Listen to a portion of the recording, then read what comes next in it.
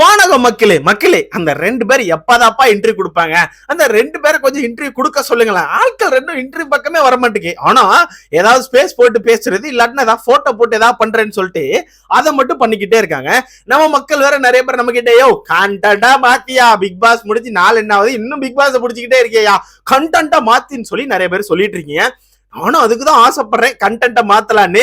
ஏன்னா big pass முடிக்கிறதா இருந்தா ஒரு ஃபுல்ஃபில்லா முடிக்கணும்ல. இப்ப எல்லாரும் இன்டர்வியூ கொடுத்துட்டாங்க, அவங்கள பத்தி நம்மள பேசியாச்சு, அந்த இன்டர்வியூ எடுத்தும் பேசியாச்சு. இந்த ஆட்கள் 2 பேர் மட்டும் தான் முக்கியமான கேரக்டர். என்னடா முக்கியமான கேரக்டர் கேட்டீங்கன்னா, மக்களுக்கு நிறைய கொஸ்டின் இருக்குல்ல. அப்போ கரெக்டான ஆள்கிட்ட இவங்க இன்டர்வியூல போய் மாட்டினா அவங்க நிறைய கொஸ்டின்ஸ் கேட்பாங்க, ஏதாவது சில பல ஆன்சர்ஸ் வரும். சோ அதை வச்சு நம்ம ஒரு 2 வீடியோ மாதிரி பண்ணிட்டு பிக் பாஸ் அப்படியே ஒரு தலை முழுகிட்டு, அதாவது இந்த சீசனை அடுத்த சீசனுக்கு கண்டிப்பா இருக்கும், இந்த சீசன் அப்படி முடிச்சுட்டு அப்படியே மூவி ரிவ்யூ இந்த மாதிரி ஏதாவது பக்கம் போலான்னு பார்த்தா 2 பேரும் இன்டர்வியூ கொடுக்க மாட்டேங்காங்களே. இவங்க 2 பேரும் இன்டர்வியூ கொடுப்பாங்களா மாட்டாங்களா? இதை பத்தி உங்களோட கருத்துன்னு சொல்லி மறக்காம கமெண்ட்ல போட்டுருங்க.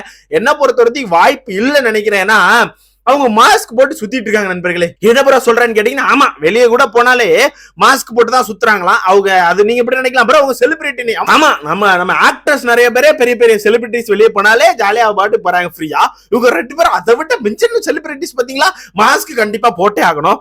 மாஸ்க் எதுக்கு அப்படிங்கிற நமக்கு தெரியும். வெளியே போனா பாத்துட்டானே, நீ தானே அந்த ரெட் கார்டு தூக்குனதுன்னு சொல்லிட்டு யாராவது கொஸ்டின் கேட்பாங்க. இல்ல ஏன் இப்படி பண்ணீங்க, ஏன் அவர் இப்படி கெட்ட வார்த்தை போட்டு திட்டினீங்கன்னு யாராவது 2-3 கொஸ்டின் கேட்டா அதுக்கு நம்மகிட்ட ஆன்சர் இருக்காதுல நண்பர்களே. அந்த ஒரு ரீசனால மாஸ்க் போட்டு சுத்திட்டு இருக்காங்க. அது மட்டும் இல்லாம நீங்க நேத்து கவனிச்சிருப்பீங்க, அப்படி ஒரு போட்டோ எல்லாம் போட்டிருக்காங்க. அது என்ன ஹம்பிள் ஹவுஸா? ஓகே அது பயங்கரமா போட்டோ எல்லாம் போட்டு, அந்த நிக்சன் அவர்கள் போட்டோ போட்டிருக்காரு. கீழே ஹேஷ்டேக் எல்லாம் பாத்தீங்கன்னா அவருக்கு அவரே போட்டுக்கிட்டாரு, புள்ளி கேங் அப்படி சொல்லிட்டு. சோ இந்த மாதிரி போட்டோஸ் எல்லாம் போட்டு அப்படி கொண்டாடிட்டு இருக்காங்க. அந்த போட்டோஸ்ல கவனிச்சுனா அக்ஷயா இருக்காங்க, நமது சரண் விக்ரம், அதாவது கரப்பான் பூச்சி சரண் விக்ரம் அவர்கள் இருக்காரு, நிக்சன், அனன்யா, மாயா, பூர்ணிமா, இவங்க எல்லாம் அப்படி ஒன்னா கிடந்து அப்படி ஜாலியா போட்டோ போட்டுட்டு இருக்காங்க.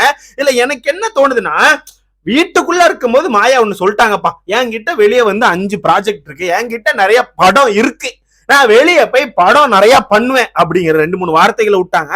அது மட்டும் இல்லாம உங்களுக்கே தெரியும், மாயா வந்து நிறைய படங்கள் பண்ணியிருக்காங்க அப்படின்னு உங்களுக்கே தெரியும்.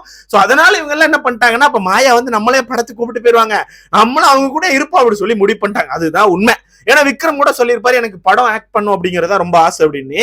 சோ அதெல்லாம் அப்படி வச்சு பார்க்கும்போது நிக்சன் வந்து நம்ம அக்கா படம் பண்ணா நமக்கு 2 பாட்டு கிடைக்கும், நம்ம 2 பாட்டு போட்டுலாம் அப்படின்னு இவங்க எல்லாம் முடிவு பண்ணிட்டாங்க. மாயா அக்கா நம்மள தூக்கி வச்சு கொண்டாட போறாங்க படத்துல அப்படி சொல்லிட்டு ஏதோ முடிவு பண்ணிட்டாங்க. அதனால மாயா அக்கா பின்னாடியே அப்படியே சுத்தி வந்துட்டு இருக்காங்க. ஓகே, படம் பண்ணுங்க, தப்பே இல்லை. ஆனா இந்த வீட்டுக்குள்ள ஒரு வார்த்தை விட்டாங்க தெரியுமா நண்பர்களே, உங்களுக்கு ஞாபகம் இருக்கும்னு நினைக்கிறேன். என்னன்னா, யார் அக்ஷயாட்ட நினைக்கிறேன், வீட்டுக்குள்ள ஒண்ணு சொல்லியிருப்பாங்க, என்கிட்ட வெளியே போனா 5 ப்ராஜெக்ட் இருக்கு, நான் வந்து வெளியே போனா கண்டிப்பா படம் பண்ணிடுவேன், என்கிட்ட 5 ப்ராஜெக்ட் இருக்கு. அர்ச்சனா கிட்ட என்ன இருக்கு? அர்ச்சனா வெளியே போய் என்னதான் பண்றாங்க பாப்போம். மக்கள் வேணும்லாங்க, மக்கள் சப்போர்ட் வேணும்லாங்க. இந்த வீட்டுக்குள்ள அவங்க மக்கள் சப்போர்ட்டை ஏர்ன் பண்ணல அப்படின்னு சொல்லிட்டு ஒரு சில இடத்துல மாயா வந்து வார்த்தைகள் விட்டுருப்பாங்க, நீங்க கவனிச்சிருப்பீங்க.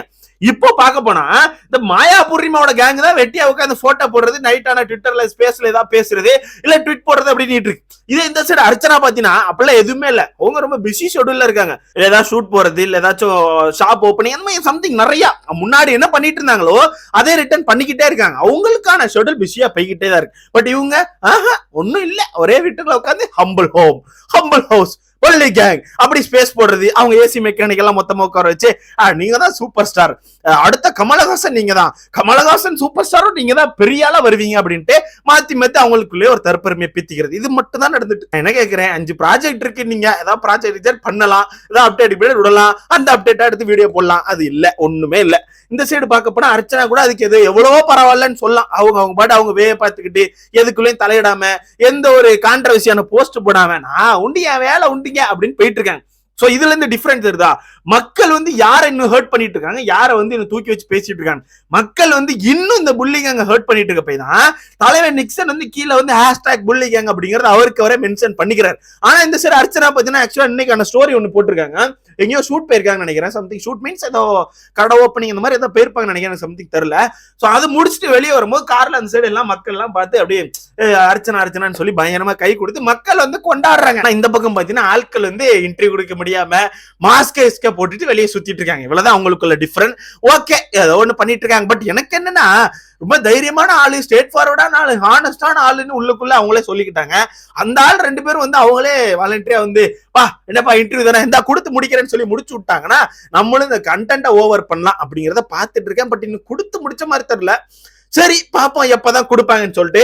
சோ இந்த இடத்துல இன்னொன்னு பத்தி பேசி ஆகணும். நம்ம விசித்ரா அவர்கள் ரீசெண்டா இன்டர்வியூ கொடுத்திருப்பா, நீங்க கவனிச்சிருப்பீங்க. அதுல அவங்க வந்து பிரதீப்பை பத்தி நிறைய பாயிண்ட் சொன்னாங்க. பிரதீப் வந்து ரொம்ப நல்ல பையன், இந்த வீட்டுக்குள்ள வந்து கெட்ட வார்த்தைகள் யூஸ் பண்ணானே தவிர இந்த பெண்களுக்கு ஆப்போசிட் அந்த மாதிரி எதுவும் பண்ண மாதிரி நான் கவனிக்கலன்னு சொல்லிட்டு பிரதீப்பை பத்தி நிறைய பேசியிருப்பாங்க. அதுல இன்னொரு இது வரை ஆட் பண்ணாங்க. என்னன்னா, இந்த வீட்டுக்குள்ள வந்து ஸ்மால் பாஸ் வீட்டுல வந்து ஒரு தடவை வந்து பாத்ரூம்ல வந்து லாக் ஒர்க்கே ஆகல, லாக் வந்து ரிப்பேரா தான் இருந்துச்சு. சோ அந்த மாதிரி இருக்கும்போது கூட நாங்க எல்லாருமே அதை பத்தி பிக் பாஸ் டீம்கிட்ட சொன்னா அதை பெருசா அவங்க எடுத்துக்கவும் இல்ல, அதை பத்தி பார்க்கவும் இல்ல.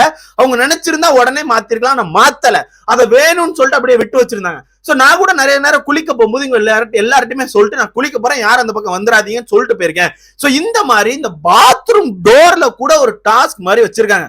சோ பாத்ரூம் டோரை உடச்சு வச்சிருக்கோம், இல்ல ஓபன் பண்ணி வச்சிருக்கோம், இவங்க அதை எப்படி ஃபேஸ் பண்ணுவாங்க, என்ன மாதிரி கொண்டு போவாங்கன்னு சொல்லிட்டு அதுல கூட ஒரு டாஸ்க் வச்ச மாதிரி தான் நாங்க பார்த்து அதை கொண்டு போனோம். பட் ஏன் பிரதீப் மேல அப்படி ஒரு இதை கொண்டு வந்து கடைசியில முடிச்சாங்கன்னு எனக்கு தெரியல. சோ பிரதீப் வந்து பாத்ரூம் இதை ஓபன் பண்ணிட்டு இருந்தான் அப்படி இப்படின்னு சொன்னது வந்து இவ்வளவு தூரம் கொண்டு போயிருக்க வேணாம். அவன் வந்து ஒரு தடவை பண்ணிருக்கான்னு தெரிஞ்சு அவனை கூட்டு சொல்லியிருந்தா கூட அவன் மாத்திருப்பான். ஆனா இதை இவங்க இவ்வளவு தூரம் கொண்டு போய் பிரதீப் வந்து ஒரு மாதிரி முத்திரை குத்தி வெளியே அனுப்புறது ரொம்ப தப்பு. அவனுக்கு ஒரு வார்னிங் மாதிரி கொடுத்துக்கலாம்னு சொல்லியிருக்காங்க. இதெல்லாம் பார்க்கும்போது அப்ப பிக் பாஸ் டீம் வந்து நிறைய வித்தியாசமான டாஸ்க் உள்ள கொடுத்துருக்காங்க. பாத்ரூம் கதவை நினைச்சிருந்தா 10 நிமிஷத்துல ரிப்பேர் பண்ணிருக்க முடியுமா முடியாதா? நீங்க யோசிச்சு பாருங்க. அவன் நினைச்சிருந்தா எல்லாம் வெளியே இருக்குப்பா, ஒரு 10 நிமிஷம் வெளியே இருங்கன்னு சொல்லிட்டு கதவை போட்டுட்டு இவங்களே ரிப்பேர் பண்ணிருப்பாங்க. பட் அதை பண்ணல. சோ இதுல இருந்து என்ன தெரியுதுன்னா, இந்த மாதிரி டாஸ்க் வந்து வீட்டுக்குள்ள இருந்திருக்கு நம்ம கவனிக்காம. சோ அதெல்லாம் அவங்க எப்படி ஃபேஸ் பண்றாங்க அப்படிங்கறத பிக் பாஸ் வந்து ஒரு இதா கொண்டு போயிருக்காங்க. ஆனா அதை யூஸ் பண்ணி பிரதீப்பை வெளியே எடுத்துட்டாங்க அப்படிங்கறதா உண்மை. சோ அதை வந்து ஓப்பனாவே விசித்ரா வந்து சொல்றாங்க, இப்படிலாம் இருந்துச்சு, நானும் அதை ஃபேஸ் பண்ணேன், எல்லாருமே அதை ஃபேஸ் பண்ணோம் அப்படிங்கறத அவங்க ஓப்பனா சொல்றாங்க. சோ இதுல இருந்து என்ன தெரியுதுன்னா, ஓகே இவங்க வேணும்னு தூக்கியிருக்காங்க அப்படிங்கிறது கன்ஃபார்மா தெரியுது. பிரதீப் அப்படிங்கிற ஒரு நபர் வந்து பயங்கரமான மக்கள் சப்போர்ட் இருக்கே, வேற யாருக்கும் சப்போர்ட் பிரியாது போல, இவன் ஒருத்தனுக்கே சப்போர்ட் பேரும் போலன்னு சொல்லிட்டு பயந்து இவனை பண்ணா, இவனை தூக்குனா, ஓகே இவரை வந்து வெளியே எடுத்துட்டா கண்டிப்பா இதுல ஒரு கான்ட்ரவர்சி கிரியேட் ஆகும், இதை வச்சு நமக்கு ஒரு டிஆர்பி ஓடி ஒரு 30-40 நாள் ஓட்டிடலாம்னு சொல்லி முடிவு பண்ணி தான் தூக்கியிருக்காங்க அப்படிங்கிறது ஓப்பனா தெரியுது. சோ பாத்ரூம் கதவுலயே நீங்க டாஸ்க் வைக்கிறீங்கன்னா அவன் தெரியாம திறந்து போட்டு நிக்கிறல என்ன தப்பு? அது கரெக்ட் தானே. இப்போ இவங்க டாஸ்க் வைப்பாங்களாம், அவனும் ஒரு டாஸ்க் பண்ணதான் நீங்க நினைச்சுக்கோங்களேன், திறந்து போட்டு இருந்திருக்கான்ப்பா, ஏதோ ஒரு தடவை 2 தடவை நீ பாத்துருக்க, அப்போ அவன் பிரதீப் கூட சொல்லியிருந்தாரு அல்ல ஆள் இல்லைன்னு சொல்லிட்டு நீங்க நினைச்சிருந்தா அவனை கூட்டு இப்படி பண்ணாதன்னு சொல்லியிருந்தா கண்டிப்பா பண்ணிருக்க மாட்டாரு. சோ மொத்தத்துல முடிவு பண்ணிட்டீங்க. பட் இப்பவும் கடைசியா ஒண்ணு சொல்றதுதான், இந்த பிரதீப்க்கு ரெட் கார்டு தூக்குன ஆட்கள் வந்து இன்டர்வியூ கொடுத்து முடிச்சிட்டாங்கன்னா கண்டென்ட் ஓவர் ஆயிரும், பிக் பாஸ் கண்டென்ட் அடுத்தடுத்த இடத்துக்கு போலாம். பட் இவங்க ஓவர் பண்ண மாதிரி தெரியல. இந்த இடத்துல இன்னொன்னு சொல்லி ஆகணும், விசித்ரா வந்து நாளைக்கு நினைக்கிறேன், ஆக்சுவலா நாளைக்கு வந்து ட்விட்டர் ஸ்பேஸ்க்கு பேச வராங்களா, அதுக்கு ஒரு போஸ்டர் ரெடி பண்ணிருக்காங்க. அந்த போஸ்டர் பார்க்கும்போது எனக்கு வந்து கண்ணீர் அஞ்சலி போஸ்டர் மாதிரியே ஃபீல் ஆகுது. பிளாக் அண்ட் ஒயிட்ல ரெடி பண்ணிருக்காங்க. டேய் ஓகேடா, நீங்க ஃபேன் பேஜ் வச்சுக்கோங்க, விசித்ரா வந்து பேச வராங்க, அதெல்லாம் ஓகே. அதுக்கு ரெடி பண்ற பேனர் கொஞ்சம் கலர்ஃபுல்லா ரெடி பண்ணிருக்கலாம்லடா, விசித்ரா போட்டோ பிளாக் அண்ட் ஒயிட்ல போட்டு, அல்ல லெட்டர் எல்லாமே பிளாக் அண்ட் ஒயிட். இந்த இறந்த வீட்டுல அவசர அவசரமா போஸ்டர் அடிப்பாங்கல்ல, அடிச்சு விட்டுவாங்கல்ல, அந்த மாதிரி ரெடி பண்ணி சோசியல் மீடியால பரப்பிட்டு இருக்காங்க. கொஞ்சம் பார்த்து பண்ணுங்கடா. சரி பாப்போம் நாளைக்கு அவங்க ஸ்பேஸ்ல என்னென்ன பேச போறாங்க, அவங்களுக்காண்டி பேச வர்றவங்க என்னென்ன பேசுறாங்க எல்லாமே வெயிட் பண்ணி பார்ப்போம்.